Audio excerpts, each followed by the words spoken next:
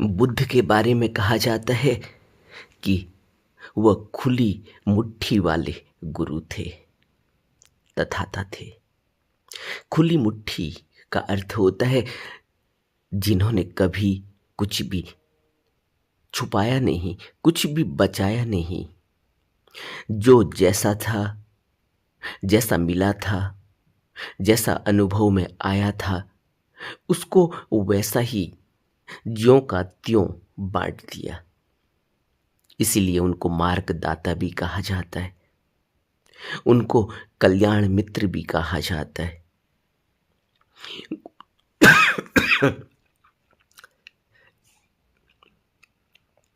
गुरु और शिष्य के बीच खुला संवाद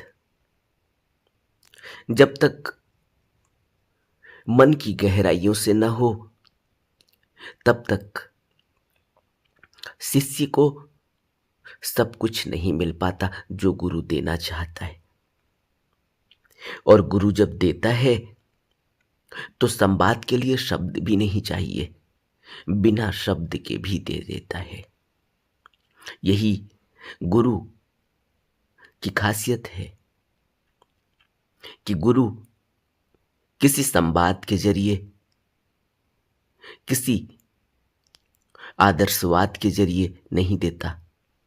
गुरु को जब देना होता है तो वह खुली मुट्ठी से देता है, कुछ छुपाता नहीं। बशर्ते शिष्य उस प्रसाद को लेने के लिए पात्र हो, उसका पात्र खाली हो, उसका पात्र सीधा हो, जिसमें वह प्रसाद डाला जा सकता है। 3 बातें महत्वपूर्ण हैं कि बर्तन साफ होना चाहिए, बर्तन खाली होना चाहिए और बर्तन सीधा होना चाहिए, उल्टा नहीं। ये 3 बातें जिस भी शिष्य के अंदर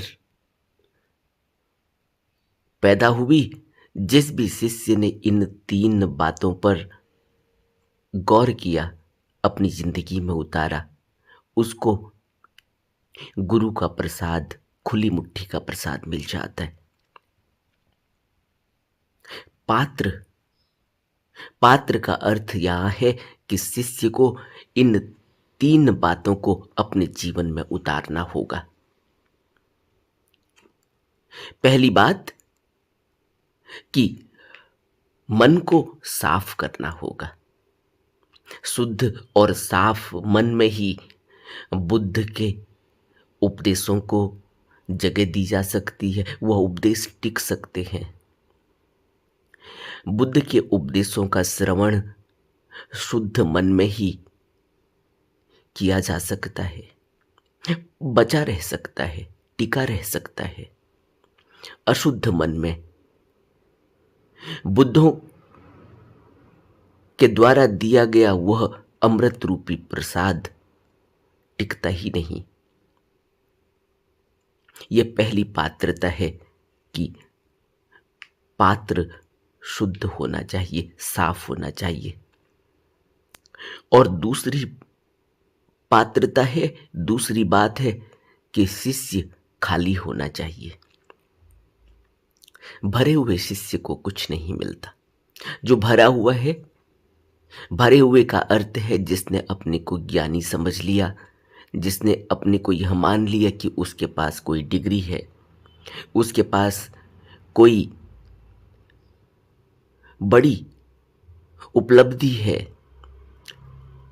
जिसने यह मान लिया, जिसके पास यह अहंकार है कि वह कुछ है, उसकी कोई इंडिविजुअलिटी है, उसकी कोई पर्सनैलिटी है, वो पाकर रहेगा क्योंकि वह पात्र है, क्योंकि उसको इतना ज्ञान है। बुद्ध इस बाहरी ज्ञान को, इस पात्रता को बिल्कुल भी मूल्य नहीं देते। इसलिए पात्र खाली होना चाहिए, उसमें जो कुछ भी डाला जाएगा उसके लिए जगह होनी चाहिए। जो पहले से ही भरे हुए हैं, जिन्होंने अपने को ज्ञानी ही समझा हुआ है, जिन्होंने अपने को ये समझा ही हुआ है कि वो कुछ हैं, उनके पास तो है ही, उनको बुद्धों से कुछ नहीं मिल पाता, क्योंकि वो खाली के खाली ही रह जाते हैं। वो भरे हुए हैं, उनका पात्र खाली नहीं। और भरे हुए पात्र में जो कुछ भी डाला जाता है वो छलक कर बाहर आ जाता है, उसमें अंदर कुछ जाता ही नहीं। इसलिए पात्र खाली होना चाहिए, यानी व्यक्ति का हृदय खाली होना चाहिए। उसमें तृष्णा, राग, इच्छाएं, कामनाएं, वासनाएं नहीं होनी चाहिए, वो इनसे खाली होना चाहिए। जिस भी व्यक्ति के अंदर उसका पात्र इन सभी चीजों से भरा हुआ है, वहां बुद्ध के उपदेश ठहरेंगे कहाँ? वहां बुद्धों का वो प्रसाद टिकेगा कहाँ? दिया कहाँ जा सकता है, रखा कहाँ जा सकता है?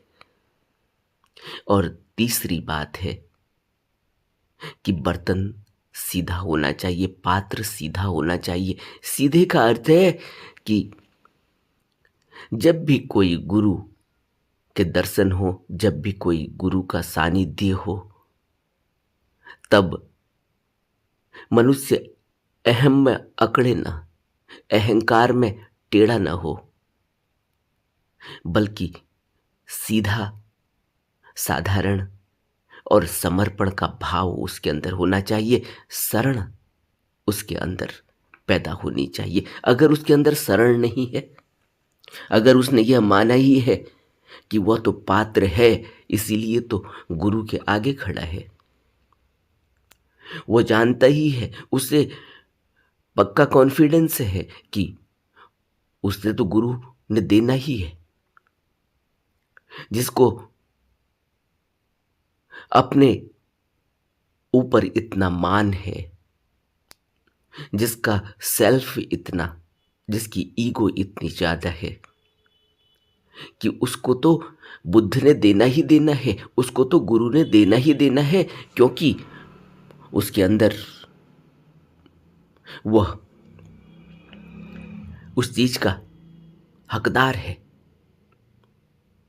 शिष्य हकदार नहीं होता, गुरु देना चाहता है, गुरु देता है, तब शिष्य को मिलता है। हकदार होकर अगर हम गुरु से कुछ मांगने जाएंगे तो हम कभी भी पूरे नहीं हो सकते, क्योंकि हमारा जीवन गुरु जिस अनुशासन, जिस नियम और संयम पर हमको देखना चाहता है, हम वहां कभी टिकते ही नहीं। हमारा अहम, हमारा स्वार्थ इस कदर हम पर हावी है कि हम उस लायक ही नहीं हैं कि हम गुरु के आगे सीना तान कर खड़े हों। इसलिए हमें समर्पण चाहिए, शरण चाहिए। इसीलिए तो बुद्धम शरणम गच्छामि, कि मैं बुद्ध की शरण जाता हूं। अब वो जैसे रखें, अब वो जो चाहें, अब वो जो करें, उनकी मर्जी। इतना समर्पण का भाव, इतना सरेंडर का भाव मनुष्य के अंदर, शिष्य के अंदर होना चाहिए, तब वो पात्र बनता है। बुद्धि की खुली मुट्ठी का प्रसाद सबके लिए बराबर है, लेकिन ले वही पाता है, पात्र वही बन पाता है जिसके अंदर यह तीन गुण होते हैं। जिसने अपने को इन तीन गुणों में पारंगत कर लिया, उसको बुद्ध की खुली मुट्ठी का प्रसाद मिल जाता है। इसलिए गुरु हमेशा ही इस तलाश में है कि कब यह मेरी मुट्ठी शिष्य तक पहुंच जाए, शिष्य को मिल जाए, शिष्य के लिए खुल जाए, पूरी खुल जाए। लेकिन शिष्य के अंदर वो पात्रता होनी चाहिए। भगवान बुद्ध ने 45 वर्षों तक, कहते हैं कि सारे जम्बूद्वीप में, जम्बूद्वीप यानी जो उस समय भारत का फैलाव था, वह बहुत लंबा था। ईरान, इराक, अफगानिस्तान, यह पाकिस्तान, इस तरह से ये जम्बूद्वीप बहुत बड़ा था। 45 वर्षों तक बुद्ध ने इस सारे जम्बूद्वीप में घूम घूम कर उपदेश दिया था, ऐसा कहा जाता है। और जो बुद्धों के उपदेशों की विशेषता थी, जो भगवान बुद्ध के उपदेश की विशेषता थी कि यही कि मनुष्य इसी जीवन में धम्म को पा सकता है, इसी जीवन को, इसी जन्म को सुंदर बना सकता है, खूबसूरत बना सकता है, इसी जीवन को दुख रहित बना सकता है, जीवन जीने का रास्ता खोज सकता है, पा सकता है, दुख का कारण जान सकता है, दुख के कारण का निवारण जान सकता है। मन को एकाग्र चित्त करके, मन को शुद्ध करके ज्यादा से ज्यादा कुशल कर्म कर सकता है। और भगवान बुद्ध ने महापरिनिर्वाण सूक्त में कहा कि मैंने बहिरंग और अंतरंग धम्म में कोई भेद किए बिना सत्य का उपदेश दिया। यानी एक तथाता की मुट्ठी बंद मुट्ठी जैसी नहीं है, वो मुट्ठी खुली हुई है और उसमें अपार प्रसाद भरा हुआ है। और इस अपार प्रसाद को, इस खुली मुट्ठी को कोई भी जो पात्रता को हासिल करता है वो पा सकता है, कुछ भी छिपा कर नहीं रखा हुआ है। बार बार बुद्ध ने समाज के लोगों के लिए जो हित की बातें बताई, जो बाहरी बातें बताई, समाज में किस तरह से जीवन जीना है, समाज में किस तरह की व्यवस्थाएं हैं, किस तरह से समाज में रहा जाता है, किस तरह से अपने जीवन को बाहरी तौर से शुद्ध और साफ किया जा सकता है, उसके लिए क्या क्या अनिवार्यता है, बुद्ध ने इस पर विस्तार से बात की और बार बार समझाया, अनेक उदाहरण देकर समझाया। लेकिन और समझाने में खुद ही नहीं समझाया, अपने वरिष्ठ भिक्षुओं को भी, बृहद भिक्षुओं को भी यह विस्तार से समझाने के लिए कहा। और कई बार तो बुद्ध अपने प्रवचनों में कहते भी हैं कि यह बात जो वरिष्ठ भिक्षुओं ने बताई है, इतने विस्तार से समझाई है, अगर मैं कहता तो मैं भी इसी प्रकार कहता। प्रसन्न होकर बुद्ध कहते थे कि बहुत अच्छी तरह से समझाया है इन्होंने, मैं होता तो मैं भी इसी तरह से समझाता। लेकिन जो बुद्ध के गूढ़ रहस्य थे, बुद्ध ने उन अपने अनुभवों को, अपने रहस्यों को भी खुलकर भिक्षुओं को कहा, बताया। बुद्ध ने कुछ प्रश्नों के उत्तर नहीं दिए, उनमें उनकी कोई दिलचस्पी नहीं थी, क्योंकि उन उत्तरों से मनुष्य का कल्याण नहीं हो सकता। बुद्ध कहते हैं ईश्वर है, नहीं है, वह कहाँ से आए, कहाँ जाएंगे, आगे को क्या होगा, अस्तित्व है, नहीं है, दुनिया कैसे बनी, इन बातों में बुद्ध ने कोई दिलचस्पी नहीं दिखाई और न उनके उत्तर दिए। क्योंकि बुद्ध कहते हैं कि इन प्रश्नों के उत्तरों से भ्रामकता फैलती है, भ्रम पैदा होता है, मनुष्य धम्म के मार्ग पर नहीं चलता बल्कि और भी भ्रम में उलझ जाता है। इसलिए इन प्रश्नों का उत्तर देना ठीक नहीं। त्रिपिटक में भी कहीं भी बुद्ध ने किसी भी रहस्य का जिक्र नहीं किया और कोई भी इस प्रकार का रहस्य छुपाया नहीं। और अपने समय में ब्रह्मजाल सुत्त में बुद्ध ने किसी भी प्रकार के जादू टोने को दिखाने, रिद्धि सिद्धि का प्रदर्शन करने और किसी भी प्रकार के आभूषणों को, सोने चांदी को, सजावटी सामानों को ग्रहण करने और उनका भंडारण करने पर रोक लगा दी। भिक्षा पात्र ग्रहण, इस प्रकार के किसी भी भिक्षा पात्र को ग्रहण करने पर रोक लगा दी थी, क्योंकि बुद्ध का इन बातों में जरा भी दिलचस्पी नहीं थी बुद्ध की कि जादू टोने दिखाई जाए, रिद्धि सिद्धि की जाए, क्योंकि इससे मनुष्य भ्रम में उलझ जाता है।